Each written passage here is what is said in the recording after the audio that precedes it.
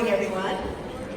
I am thrilled to introduce our 2019 Convocation keynote speaker and the third speaker to represent Village Elementary School since this speaker series began in 2008.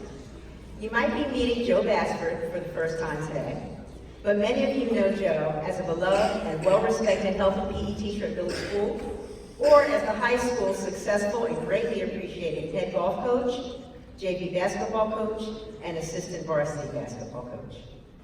In each of these roles, Joe has demonstrated mastery, not just in the art of teaching and coaching, but in the art of awakening and inspiring the hearts of young people.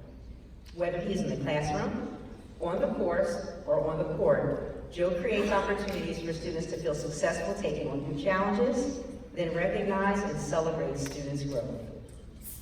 I had the pleasure of meeting Joe in 2007 when we recruited him from the University of Delaware. What a find. He joined the Village School family in September of that same year and made VES his family in more ways than one. Sometime after, he connected with VES teacher, Amanda, formerly Steele. They married in 2012 and later became the proud parents of the oh so precious Malia and Gavin. What a joy it has been to watch Joe come to this amazing place in his career as an educator and fall in love with Amanda in the process. I was proud to witness their union post-Hurricane Sandy, a day I'll never forget, almost didn't happen, and then watch him become the devoted, loving husband and father that he is. To know Joe is to love him.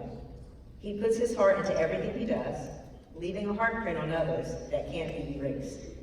He takes nothing for granted and creates opportunities to connect, build community, and share his gifts. He is real about his own experiences and the courage it takes to overcome struggles that lie in wait. Joe is a kind, wise role model and all-around awesome person to have in your corner. He's also loyal, having had the same group of best friends since kindergarten, many were in his way. He's loved, though he ventured away from Ventnor, his hometown. He means the world to his family and friends who are still there. We're lucky that you've found a home and family here in Village School and in our community. He's a supportive and caring mentor. Joe is a big brother to a 17-year-old young man named Corey. They've been together since Corey was just 5 years old. Joe is a collaborative problem solver with his VES team and those of the greater educational community, always finding ways to learn and refine his craft. He shares his gifts in many ways, whether he's helping kids demonstrate sportsmanship at recess, facilitating VES's whole school morning meeting, or serving as a DJ for school community and family events. He is also connected. Joe hosts the Montgomery Alumni Golf Outing, a reunion of about 40 former MTSD golfers. Some of the former students actually fly in just for the day to be a part of Joe's event. The impact Joe has on people is exceptional. He is what we want our students to become. He is a respectful and resilient lifelong learner who takes pride in serving others and uses his experiences to do so with great empathy and care. I could go on and on about Joe, but he will share the rest of his story. Get ready to be inspired and driven to create the best experiences possible for yourselves and for those whose lives you're about to touch this school year. Joe Basford.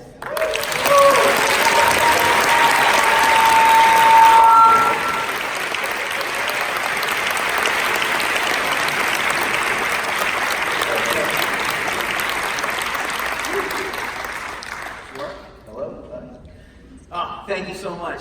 Thank you, Ms. Lacey. That was beautiful. I'm trying to not cry before I speak, but thank you. I really appreciate it. I'm so grateful and honored to be here with you all. Extremely terrified, as you can imagine. To be honest with you, I had a dream. I was down in Ventnor, which has become our little vacation spot down the beach, and I woke up in a cold sweat at 5 a.m. because I was having a dream that my name was called out to come up here. I was out in the hallway. I came running in. This is true, I promise you. And I had nothing prepared, nothing. And I ran up here, and in my head, I'm going, just wing it, just wing it. You've done that before, just wing it, just wing it. Not that I don't always have a good lesson plan prepared, but I think we learned to be able to talk on our toes a little bit as teachers and coaches, and I can assure you that you are a lot more intimidated than 9 and 10-year-olds, so I've done my best to prepare some words for you today, and I thank you. There's so many great people in here. It's as unlike anything I've ever done in my life to speak to people like you who do so much and are so caring and loving It's really an honor. Thank you to the Board of Ed for having me up here and being nominated. To say I'm honored is an understatement. Mary McLaughlin, thank you as well. I really appreciate it. Susan Lacey and Leah Camuto, our new principals, thank you so much for having me and being a part of our school and making our school great and a great home for me. And my mom and dad, who have driven here from 2 hours away and are leaving right after here to go back home. Love you.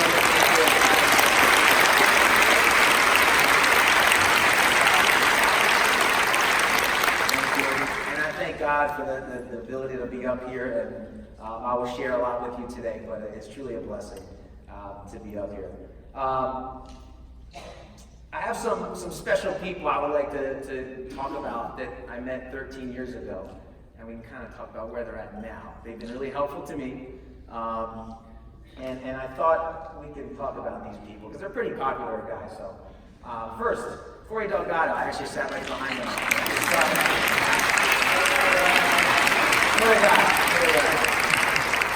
So Corey was the head golf coach when I first came here. He was a PE teacher. The kids loved him. He was a great coach. I learned a ton from him, a ton. And I was honored to be his JV coach that year. And we had a great year. And I thought, man, what a life. He's a PE teacher. He gets to coach golf. You get to play a little bit of golf when you coach golf. That's part of the deal. Pretty nice life.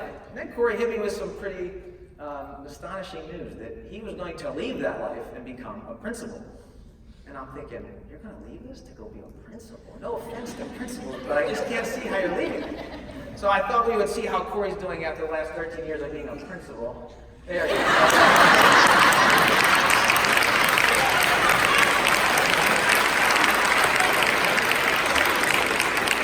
Boy, I always have room on my staff for a coaching golf again if you ever want to come back. And then there was Paul Papadou. When I first started coaching basketball, with Coach Grundy, and he says, hey, this guy Pops is going to coach. Like, who's Pops? This is great. His name's Pops. Okay. So I meet Pops, and we coach basketball together, and he's got a ton of knowledge. He's coached for years. I learned a ton from him about basketball. I mean, he knows X's and O's. He knows all there is to know about the game. Really good with kids. That was Pops then. And then Pops hits us with news at the end of the season. Hey guys, I can't coach anymore. I'm going to become a principal. Let's see how that's working out for you, Pops.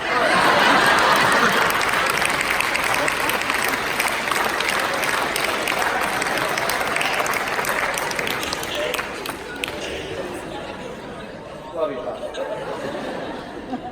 So then, I'm thinking, man, all these people keep leaving to be principals, and it's really taking a toll on them. So I hear about this guy Gerv. I'm like, who's Gerv? Everybody loves him. He's a great teacher. Kids love him. Really, he's a great teacher, great coach. And he was teaching PE 13 years ago, and he's still teaching PE, and he's gotten younger.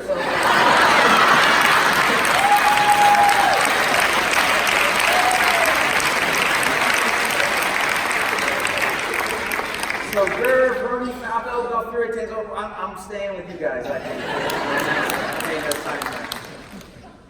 Being a PE teacher though in third grade, where's Rooney at? This is a true statement. I have to spend the first half of class like breaking kids' hearts that I'm just not as funny as Mr. Rooney, and I'm going to do my best as you come to Village, but I'll try. But like I said, all you guys have been so helpful to me, and I appreciate it throughout the years, and I'll get into more in a little bit. So anyway. Try not to bore you with too many stories about me, but I'll give you a quick background for those that don't know me. I grew up in Ventnor, New Jersey. Sorry for the blur. Our only claim to fame is that we're on the Monopoly board. And it's right next to Atlantic City. But I grew up there, and as a kid, I played. That's all I did was play. I mean, I didn't come in my house literally until dark. I know a lot of people say that, and there's nothing wrong if you don't do that, but that's just what I did. We played games, we made up games, we organized games. With, like Ms. Lacey said, my best friends who I'm still really tight with today. And I love to play games. I always knew I wanted to get involved with sports, and I love kids, and I knew that I kind of wanted to teach. But looking back at those times in my life, those are some of the best memories of my life. I think of playing jailbreak and bounce ball and all those kind of games. And that was something that always stuck with me, even to this day, as I teach and when I see our kids playing. It reminds me of that, and it's always a great joy to see that. I had a great group of friends and family. My parents and my brother and my sister, I was always very, very close with. And my 7th grade year was a pretty significant year in my life. And those of you middle school teachers, God bless you. But everybody knows the mentality of a 7th grader. And I was born with a heart problem. It wasn't that serious at the time. But in 7th grade, my doctor saw something he didn't like, and he said, listen, you're not going to play basketball anymore. You can't play any contact sports. You can't do any sports involving running. And as a 7th grader, you know the attitude. I mean, my NBA dreams were now crushed. Not that I was going there, but that mindset, I kind of still thought that was in the cards. But no. So that was gone. But so I joined my teams, and that's me over there, just being on the teams. And I started sitting with my teams and sitting on the bench and seeing the game from a different angle, because I couldn't play. And as hard as that year was for me, and I thought that it was for me, I learned a lot of valuable lessons that year. For one, my dad pulled me aside and, lowered the music in the car. And anytime your parent lowers the music in the car, you kind of like, oh, no, what's listening? And he said, listen, I know you can't play basketball, but I think it's time that you play golf. And I think it'd be a great sport for you. So thanks to my dad, who always took me to the course, I started playing golf. And to me, it's a big reason why I now coach basketball and coach golf. That year had a really big impact on my life. So at a time when it was really tough, I truly am grateful for those times. And my parents also taught me persistence in life, because they didn't take no for an answer. We went to doctor after doctor after doctor, and we found a doctor who said, you know what, go and play. And I was very fortunate and blessed to go on to play high school basketball. And I still play to this day, other than getting hurt because I'm old. But I've been very fortunate and blessed and thankful again to my parents for that being able to happen and giving me those experiences.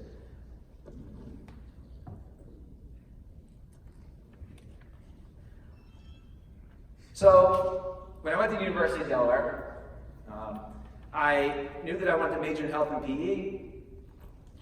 And I was walking around the job fair, as Ms. Lacey stated earlier, and my plan was to always move home and live with my mom. My parents had gotten divorced, and I thought, I'll live at home with my mom. This will be great. I'll save money. I'll get home-cooked meals. I'll get my laundry done. It'll be phenomenal. I'll get a paycheck and not even have to pay for anything, so it's great. So I say I'll work from home. Now, the area code in Ventnor and Atlantic City is 609, in case you didn't know. All right, shout out to Damien. Where's he at? He's out there. There we go. So I had that in my mind. So I go to the job fair and I say, I'm going to hand my resume to this town. I don't really know where Montgomery is. I've never heard of it, but it's 609 area code. It can't be that far from home. True. So I handed to Mr. Richard and Ms. Lacey. I can remember like it was yesterday. It was the two of you standing there. And I just said, here you go. You said, we don't have any PE jobs. We'll call you. It was real quick. It was just a job fair. And then I got a call, and long story short, I got offered an interview. I talked to my mom, and we said, just go for the interview. It can't hurt to get interviewed. You'll learn, who knows. Sorry, but it's 2 hours away. I don't even know where this place is at. I'm going to get lost. I don't know where I'm going. And God knows, trying to get to this village school your first time, you've gotten lost. And so end up getting hired. Again, talk to my mom. I'll just go for a year. I'll get teaching experience. I'll stay out here for a year. And then I'm going to come back home, and then, I'll find a job back home. And then I met a teacher. A beautiful teacher, her name is Amanda. And 12, 13 years later, married with 2 kids, and here I am, still here.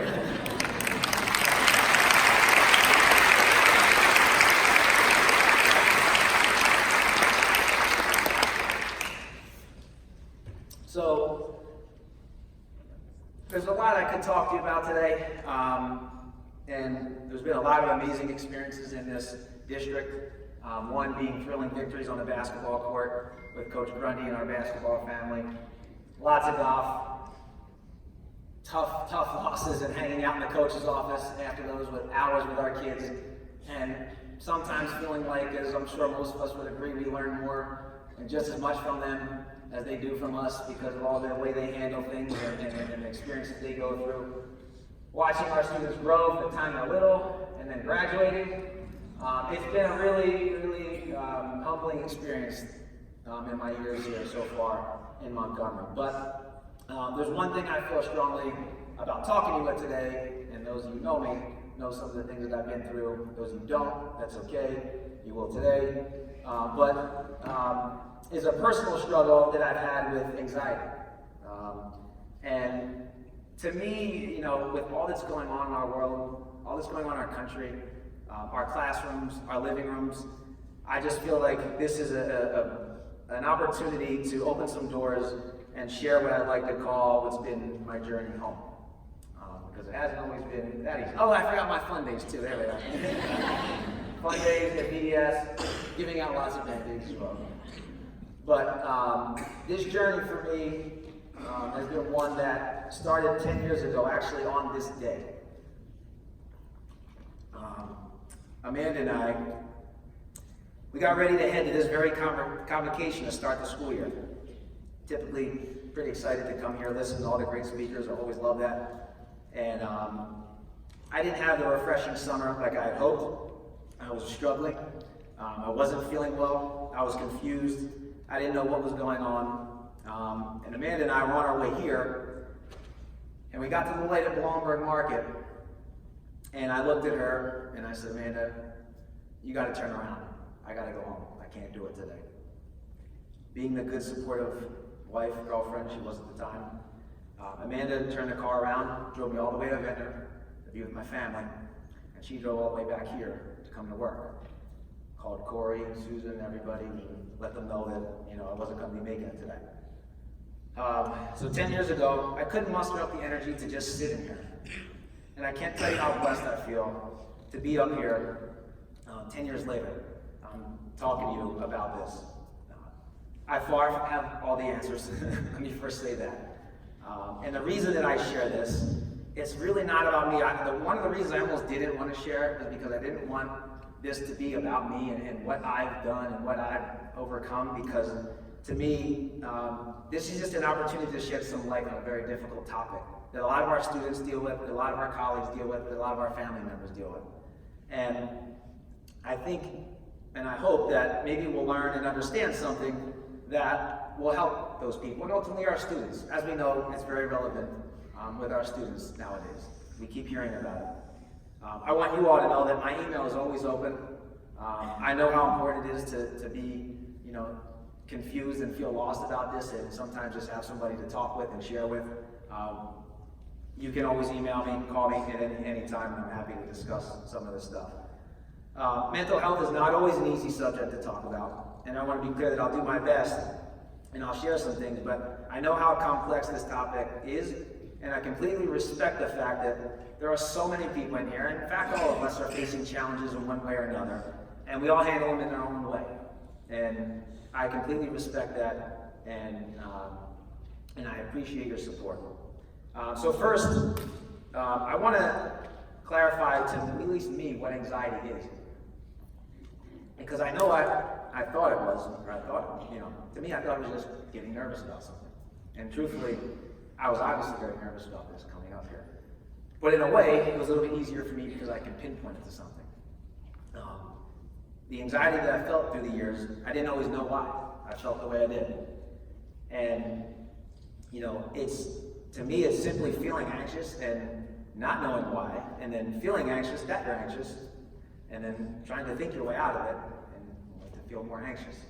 And that's kind of how the cycle has gone for me for a lot of the time throughout these years. At first, it was something that I denied, to be honest with you. I thought, I don't really know what that is. I'm just going to keep doing what I'm doing. I didn't have it really or experience anything like it for the first 24 years of my life. That became something I tried really hard to push away. I can fight this, I'll just suck it up. You know, I went through those things, I'll just deal with it, and just go and all that. But I only find myself just kept feeling worse and worse. And so I got help. And I'm okay with that. I'd also learned something that I preach every single day to my kids, my students, players, that I couldn't do it alone and I needed a team.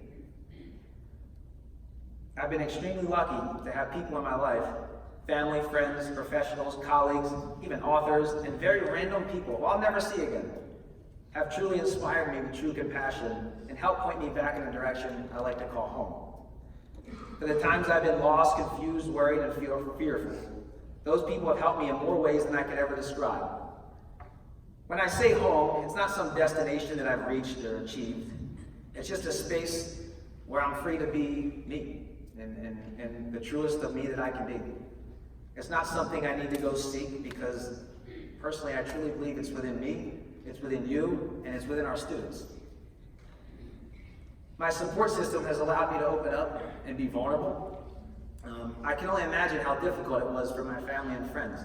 And while I'm sure, even like me, sometimes people ask me things, you're looking for the right thing to say. You know, what can I say to this person to help them feel better? What can I say that would be helpful? I can assure you that the advice doesn't always lie in the content, but the space that it came from. Being as close as I am with my brother, who I love very much, my older brother, my older sister, who I'm very close with. She's 11 years older than me, and she married my best friend, my brother-in-law. And as close as I am with my friends, I never thought that I would find a family like I have out here in Montgomery. I can't tell you how grateful I am to be in a workplace that is supported, encouraged, and understood as best they could, whatever I was going through. I can't tell you how many times people, good-hearted people, have come, whether it was sending a text message, an email, a phone call, having a kid write a little note, whatever it was. Those things mean so much more than any self-help I could ever have found. Whether it was Mike Beaufury, Tammy Tanzola covering my classes time and time again, Susan Lacey, Jamie Macron, and Al Hadinger. Love Al. I texted Al last night. He sent me a long message. Love that guy. He's great. Al would run and get me orange juice. You okay? What do you need? What can I do for you? I mean, really, Al was, there's so many great stories of him coming to my rescue and helping. And you guys just making me feel, I can't tell you, you know, in that state, what it means to know that you are welcome back at a place and loved and supported. Because I've talked to a lot of people with this, and I've had a lot of conversations, and a lot of people will tell me that their workplace doesn't support them. And I know it's hard to understand. Trust me, I didn't always myself. Still learning. But it's nice to have compassionate people support you when you're going through something and welcome you back. I've been extremely lucky to be a part of the basketball family here in Montgomery. I was sold. Grundy probably thinks I was sold on his astonishing, charismatic attitude, but he said we put family on the back of everything. I went, all right, I'm in. We linked up, and we have gone through so much together. Our players have helped me in more ways than I can even begin to tell you. I don't want to take up all your time today. But family is a word that we use to break huddles. It's written on our court. It's written on the back of sweatshirts. It's kind of written on everything. But I will share with you one quick story about what family means to me, and I'll leave it there. Many people see Chris Grundy hooting and hollering on the sidelines to win basketball games. Well, he's great at that. There are many stories I can share, but this one I will give you.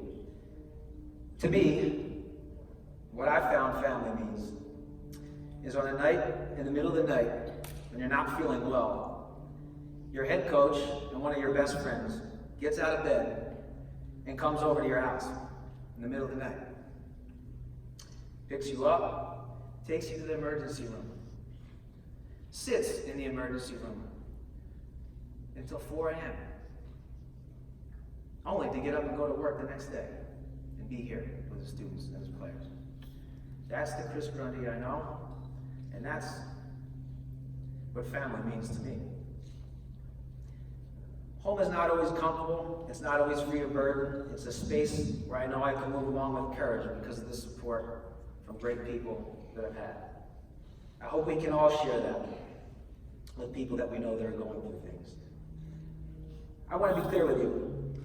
As a teacher, I know how many things there are and you're asked to be aware of. Okay?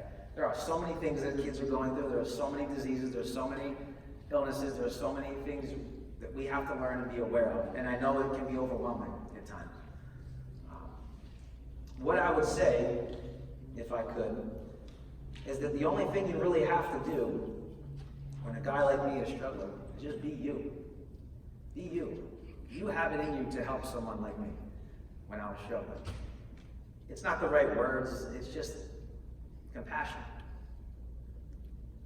Your true authentic self is all that I believe is truly needed. So I have a couple things I will share. Some pretty generic things, but I thought that we could take with us as we go for the rest of our school year. Number one, work from home. Why don't we just work from home? The only profession that doesn't get to work from home. Anybody want 30 kids in their living room? I don't think so. That's kind of how it looked like I was.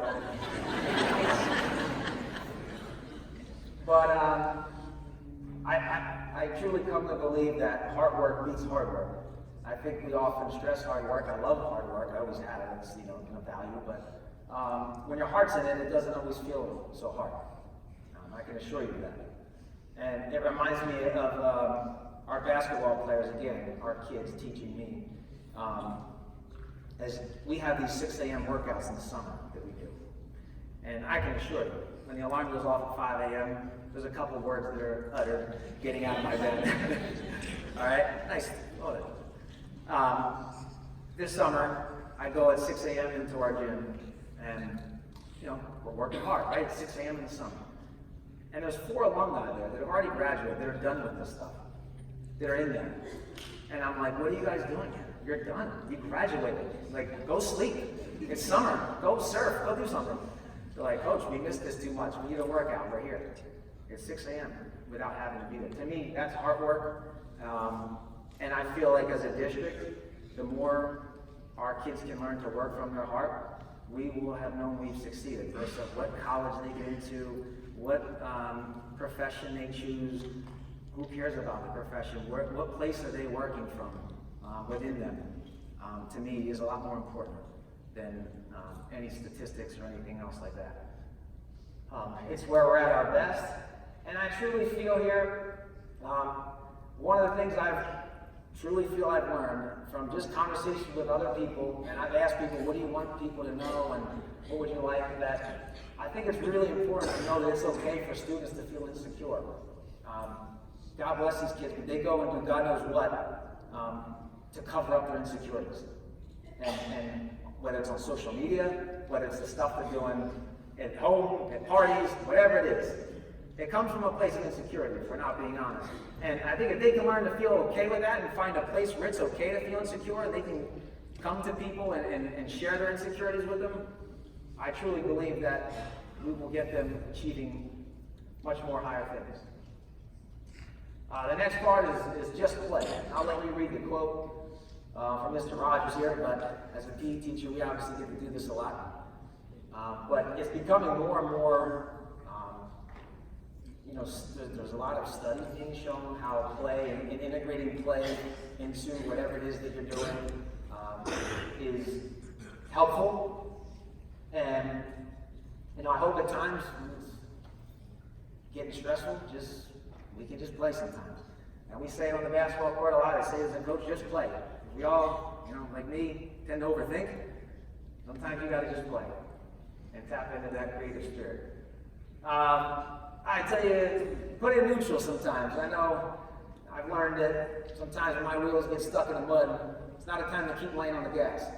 Put it in neutral, take a pause, whether it's 5 seconds, 10 seconds, a day, whatever it is you need. Take a little minute, put it in neutral, and you just might find there's somebody that can help you out. The last quote I wanted to share was one of my favorites, and it's humility isn't thinking less of yourself, it's thinking of yourself less. And, I can sit here and talk about me, and I get to come up here today and talk to you, which is a big honor. I get to DJ, I'm in front of a lot of people, I'm coaching, I get a lot of attention. Having anxiety, I thought a lot about myself because I figured I have to fix this, what am I going to do? And I'm asking people where can I get help, and people are doing it, and nobody in this world of mine has thought of herself less than my wife, Amanda Bassford over there, and I please would ask you to give her a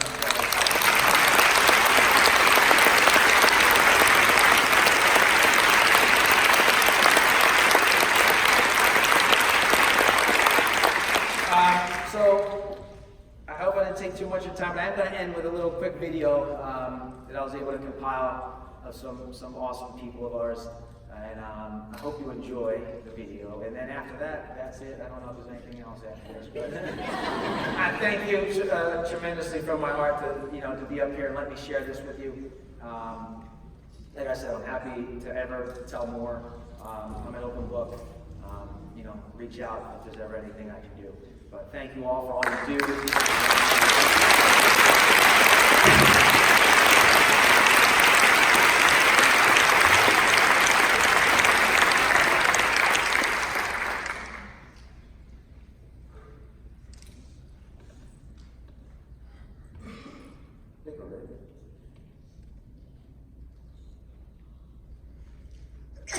No music, what's that? It's coming? No music, it should be playing.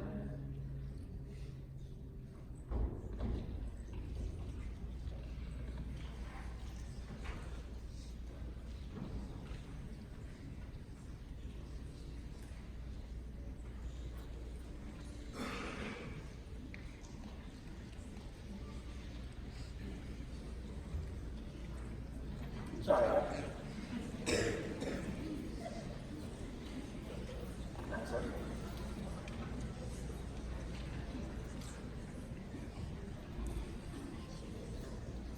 Yes.